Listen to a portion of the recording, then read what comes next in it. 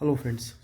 आज की इस वीडियो में हम एमनोरिया के बारे में पढ़ेंगे। ठीक है, इसके कुछ क्लिनिकल एक्सपेक्ट को देखेंगे, उसके बेसिस पे जो है हम डायग्नोसिस को बनाएंगे। Without wasting any time let us start. ठीक है, जो एमनोरिया होती है वो दो तरीके की होती है। एक हो जाएगी आपकी प्राइमरी एमनोरिया और एक हो जाएगी आपकी सेकेंडरी एमनोरिया। प्राइमरी एमनोरिया वो कंडीशन होती है जिसमें कभी मेंसेस आया ही नहीं होता है, और सेकेंडरी एमनोरिया की अगर हम बात करें तो उसमें पहले मेंसेस आता था, लेकिन जो है 3 मंथ से ज़्यादा जो है टाइम हो गया लेकिन मेंसेस नहीं है, तो उसको हम क्या बोलते हैं यहाँ पे, सेकेंडरी एमनोरिया। ठीक है, तो आइए फिर हम देखते हैं। देखिए, प्राइमरी एमनोरिया की अगर हम बात की जाए तो यहाँ पे no menarche by the age of 15, मतलब जो है जो मेंसेस है वो 15 एज हो गई लेकिन अभी तक मेंसेस नहीं आया। उसके साथ साथ जो सेकेंडरी सेक्सुअल कैरेक्टरिस्टिक होती है ना, वो भी एब्सेंट है। सेकेंडरी सेक्सुअल कैरेक्टरिस्टिक क्या क्या हो सकते हैं, यहाँ पे प्यूबिक हेयर का डेवलपमेंट, एक्सिलरी हेयर का डेवलपमेंट, और यहाँ पे ब्रेस्ट का जो है इनलार्जमेंट। या फिर जो है एज 13 हो गई तो भी जो है आपका मिनार्क नहीं आया, डेट इज मेंसेस नहीं आया।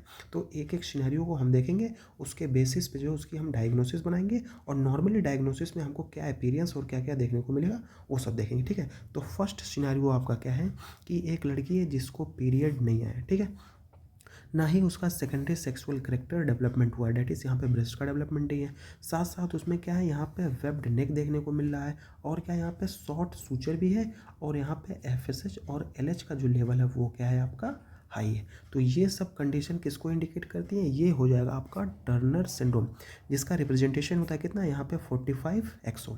उसके बाद हम डायग्नोसिस में क्या देखेंगे, तो यहाँ पे कैरियोटाइपिंग करेंगे। तो कैरियोटाइपिंग में आपको क्या देखने को मिलेगा, यहाँ पे 45XO कंडीशन देखने को मिलेगी। फिर हम क्या करेंगे, यहाँ पे पेल्विक अल्ट्रासाउंड देखेंगे, उसमें क्या देखने को मिलेगा, यहाँ पे स्टिक ओवरीज देखने को मिलेगी, और इकोकार्डियोग्राम में आपको कोएक्टेशन ऑफ एओर्टा देखने को मिलेगा। ठीक है, तो इन सब डायग्नोसिस के बेस पे हम क्या जो है आपका कौन से डिजीज़ को आइडेंटिफाई करेंगे, यहाँ पे किसको, टर्नर सिंड्रोम।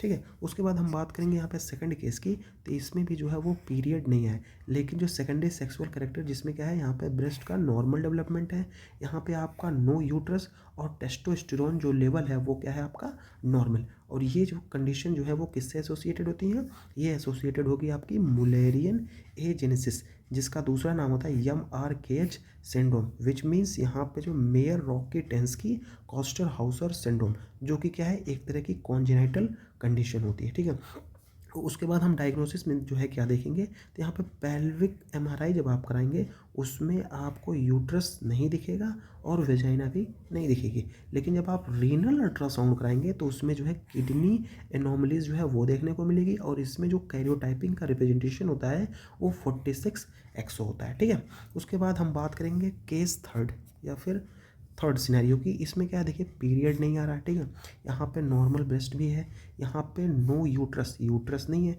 लेकिन इसमें क्या है आपका हाई टेस्टोस्टेरोन। इसके पहले वाले केस में क्या था, यहाँ पे नॉर्मल टेस्टोस्टेरोन था, लेकिन इस केस में क्या है, यहाँ पे टेस्टोस्टेरोन का जो लेवल है वो क्या है, हाई।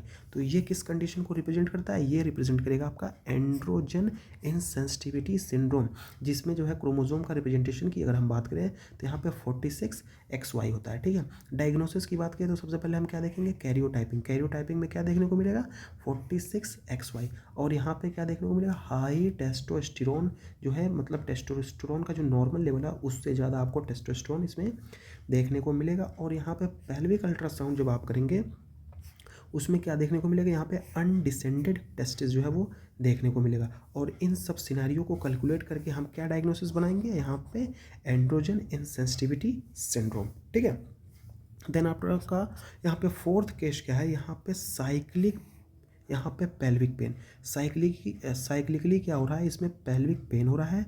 उसके बाद यहाँ पे बल्जिंग, यहाँ पे ब्लूइश हाइमेन, और यहाँ पे जो है क्या है, यहाँ पे हेमेटो, यहाँ पे कॉल्पोस ऑन अल्ट्रासाउंड। अल्ट्रासाउंड पे आपको क्या देखने को मिल रहा है, यहाँ पे हेमेटो कॉल्पोस देखने को मिल रहा है। तो ये किस चीज़ को इंडिकेट करता है, यहाँ पे इनपरफोरेटेड हाइमन को इंडिकेट कर रहा है। यहाँ पे क्या करेंगे, सबसे पहले यहाँ पे क्लिनिकल एग्जामिनेशन करेंगे, और यहाँ पे पेल्विक अल्ट्रासाउंड जब आप देखेंगे तो वहाँ पे क्या हो जाएगा, ट्रेपर्ड ब्लड। इस केस में क्या होता है, यहाँ पे आपको क्या करना पड़ेगा, इंसीजन करना पड़ेगा। और इंसीजन जो है कैसे करेंगे, यहाँ पे क्रॉस इंसीजन करना पड़ेगा आपको, ऐसे क्रॉस ठीक है। यहाँ पे हाइमन अगर इनपरफोरेटेड है, ठीक है, तो उसके लिए जो है जो इंसिजन करते हैं कौन सा, यहाँ पे क्रॉस इंसिजन करेंगे, ठीक है। उसके बाद यहाँ पे फिफ्थ केस की अगर हम बात की जाए तो यहाँ पे साइक्लिक पेल्विक पेन है, यहाँ पे एब्सेंट वेजाइनल कैनाल, जो हमारी वेजाइनल कैनाल है वो क्या है, एब्सेंट है, और नॉर्मल एक्सटर्नल जेनाइटेलिया, जो एक्सटर्नल जेनाइटेलिया वो क्या है, नॉर्मल। तो ये किसको इंडिकेट कर रही है, यहाँ पे ट्रांसवर्स वेजाइनल सेप्टम को जो है ये इंडिकेट करती है, ठीक है। एमआरआई की बात करें तो यहाँ पे एमआरआई करेंगे हम पेल्विस की, और यहाँ पे पेल्विस का अल्ट्रासाउंड कराएंगे। उसके बाद हम सिक्स्थ कंडीशन की अगर हम बात करें तो सिक्स्थ कंडीशन में क्या है, यहाँ पे नो स्मेल, कोई भी स्मेल नहीं आ रही है, ना ही कोई पीरियड आ रही है, लेकिन FSH और LH का जो लेवल है वो क्या है, लो है। तो ये किस कंडीशन को इंडिकेट करती है, तो ये इंडिकेट करती है आपकी कॉलमैन सिंड्रोम, जिसको हम बोलते हैं हाइपोगोनेडोट्रोपिक हाइपोगोनेडिज्म, ठीक है। इस कंडीशन में क्या होता है कि हमारा लो GnRH, मतलब जो है यहाँ पे GnRH का जो लेवल है वो क्या हो जाएगा, लो हो जाएगा। यहाँ पे ब्रेन MRI कराएंगे तो उसमें आपको हाइपोप्लास्टिक ऑल्फैक्टरी बल्ब देखने को मिलेगा, और फिर हम क्या कराएंगे, जेनेटिक टेस्टिंग। मतलब ये सब सिनेरियो को कैलकुलेट करके हम क्या डायग्नोसिस बनाएंगे, यहाँ पे हाइपोगोनेडोट्रोपिक हाइपोगोनेडिज्म या फिर जो है कैलमैन सिंड्रोम। तो ये था कुछ clinical one liners of primary amenorrhoea. उसके बाद हम बात करेंगे यहाँ पे सेकेंडरी एमनोरिया की बात करेंगे, ठीक है। देखिए सेकेंडरी एमनोरिया में क्या होता है, यहाँ पे एब्सेंस ऑफ मेंसेस फॉर यहाँ पे 3 मंथ, मतलब जो है इस फीमेल में पहले मेंसेस आते थे लेकिन 3 मंथ से जो है मेंसेस नहीं आए, ठीक है। यहाँ पे लिखा प्रीवियसली मेंस्ट्रुएटिंग वुमेन, मतलब पहले आते थे लेकिन 3 मंथ से जो है वो नहीं आए, ठीक है। तो इसमें फर्स्ट केस क्या बनेगा, यहाँ पे नो पीरियड, क्योंकि यहाँ पे देखिए 3 मंथ से पीरियड ही नहीं, तो नो पीरियड। यहाँ पे नो लैक्टेशन, ना तो लैक्टेशन आ रहा है, लेकिन यहाँ पे BP जो है वो लो है, और यहाँ पे हिस्ट्री किसका, यहाँ पे PPH की हिस्ट्री है, ठीक है। तो ये किस कंडीशन को इंडिकेट करती है, तो ये इंडिकेट करेगी यहाँ पे शीहान सिंड्रोम, जिसमें क्या होता है, यहाँ पे पिट्यूटरी यहाँ पे इन्फ्रैक्शन हो जाता है, ठीक है। यहाँ पे देखिए यहाँ पे क्या है, आपका पिट्यूटरी जो है वो सही से काम नहीं कर रहा। डायग्नोसिस की अगर हम बात करें तो इसमें क्या हो जाएगा, आपको लो कॉर्टिसोल देखने को मिलेगा, ठीक है। उसके बाद यहाँ पे लो TSH भी देखने को मिलेगा, और लो प्रोलैक्टिन जो है वो भी देखने को मिलेगा। और यहाँ पे ब्रेन की जब हम MRI कराएंगे तो यहाँ पे इम्पटी सेला जो है वो देखने को मिलेगा। तो ये सब जो सिनेरियो जो है वो किससे एसोसिएटेड है, वो एसोसिएटेड है आपके शीहान सिंड्रोम से, ठीक है। उसके बाद हम बात करें केस सेकंड की, इसमें क्या होता है, यहाँ पे एक्सेसिव एक्सरसाइज की हिस्ट्री रहेगी, यहाँ पे वेट लॉस होगा, और यहाँ पे जो है यहाँ पे लो GnRH है। अब देखिए यहाँ पे ग्रोथ या रेगुलेटरी हार्मोन जो होता है ना, अगर ये सही से काम नहीं, एंटीरियर पिट्यूटरी या पोस्टीरियर पिट्यूटरी पे काम नहीं करेगा तो वहाँ से FSH और जो LH निकलेंगे तो वो भी जो है वो कम ही निकलेंगे। उसके वजह से क्या होता है, जैसे हमको पता है कि यहाँ पे FSH जो होता है वो ओवरी पे जहाँ पे एक्ट करता है ग्रेनुलोसा सेल पे, और वहाँ से जो है आपका हार्मोन्स जो है निकलते हैं, ठीक है। तो यहाँ पे जब ये नहीं होंगे उसके साथ साथ पीरियड भी नहीं आएगा, ठीक है। तो ये किस कंडीशन को इंडिकेट करती है, तो ये हो जाएगा आपका हाइपोथैलेमिक एमनोरिया, क्योंकि जो हाइपोथैलेमस होता है वो GnRH को सेक्रेट करता है।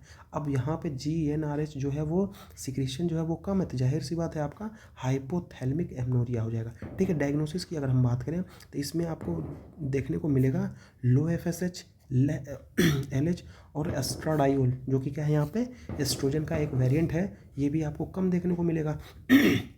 उसके साथ साथ यहाँ पे नॉर्मल प्रोलैक्टिन जो है वो देखने को मिलेगा, और यहाँ पे ब्रेन MRI जो कि रूल आउट करेगा यहाँ पे ट्यूमर। ये सब कंडीशन किस चीज़ को इंडिकेट करती हैं, ये इंडिकेट करेंगी आपकी हाइपोथैलेमिक एमनोरिया।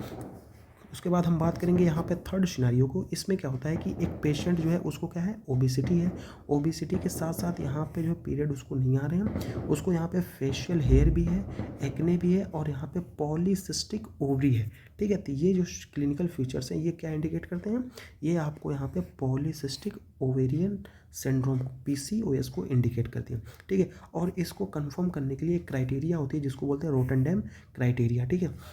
और इस कंडीशन में क्या होता है, जो आपका LH यहाँ पे हाई LH और यहाँ पे FSH रेशियो होता है। उसके बाद हम बात करेंगे यहाँ पे जो पेल्विक अल्ट्रासाउंड कराएंगे तो यहाँ पे जो है आपका जो फॉलिकल हो जाएगा वो ग्रेटर देन, यहाँ पे जो स्मॉल फॉलिकल है वो कितना होगा, यहाँ पे 12 से ज़्यादा होगा, ठीक है। उसके बाद तो इस कंडीशन को क्या हम एसोसिएट किससे करेंगे, यहाँ पे PCOS से। उसके बाद हम बात करें यहाँ पे हिस्ट्री ऑफ DNC है।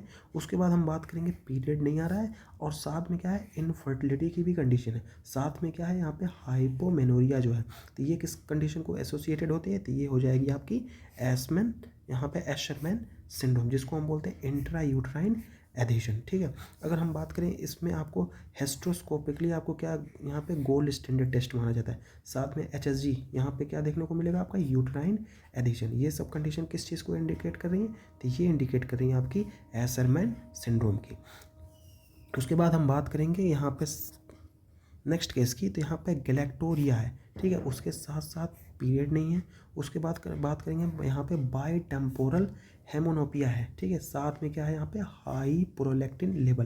तो ये कंडीशन किस चीज़ को इंडिकेट कर रही है, तो ये इंडिकेट कर रही है आपकी यहाँ पे प्रोलैक्टीमिया, यहाँ पे प्रोलैक्टिनियमा, ठीक है। यहाँ पे सीरम प्रोलैक्टिन जो लेवल होता है ना वो ग्रेटर देन 200 नैनोग्राम पर ml हो जाएगा। और यहाँ पे अगर हम बात करेंगे ब्रेन MRI की, तो वहाँ पे आपको क्या देखने को मिलेगा, यहाँ पे पिट्यूटरी एडिनोमा जो है वो देखने को मिलेगा। उसके बाद हम बात करें नेक्स्ट केस की, तो यहाँ पे देखिए फटीग की हिस्ट्री रहेगी, हाइपोपिगमेंटेशन की हिस्ट्री रहेगी, साथ में वेट लॉस है, यहाँ पे जो कॉर्टिसोल का लेवल है वो भी कम रहेगा, और क्या हो जाएगा यहाँ पे नो पीरियड, ठीक है। तो ये कंडीशन जो है वो किस चीज़ को इंडिकेट करती है आपकी यहाँ पे एडिसन डिजीज़ की, ठीक है। जब इसका हम जो है लैब टेस्ट करेंगे तो यहाँ पे लो कोलेस्ट्रॉल लेवल देखने को मिलेगा, लेकिन जो ACTH एडिनोकॉर्टिकोट्रोपिक हार्मोन जो था वो हाई होगा, और यहाँ पे ACTH स्टिमुलेशन टेस्ट जो है, और साथ में क्या देखेंगे हम इलेक्ट्रोलाइट, जिसमें क्या होता है लो सोडियम और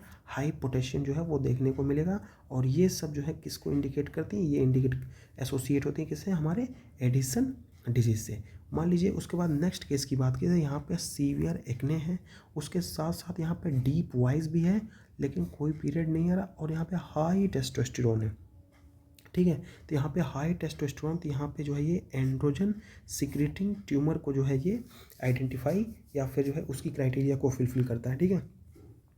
उसके साथ साथ हम देखेंगे यहाँ पे हाई टेस्टोस्टेरोन कितना है, यहाँ पे ग्रेटर देन 200 नैनोग्राम पर DL, और यहाँ पे हाई DS है, जो कि क्या है एक तरह का एड्रिनल ट्यूमर होता है। और यहाँ पे आप CT और MRI भी कराएंगे पेल्विस का, और ये कंडीशन किस चीज़ को इंडिकेट करती है, आपके एंड्रोजन सिक्रेटिंग ट्यूमर की।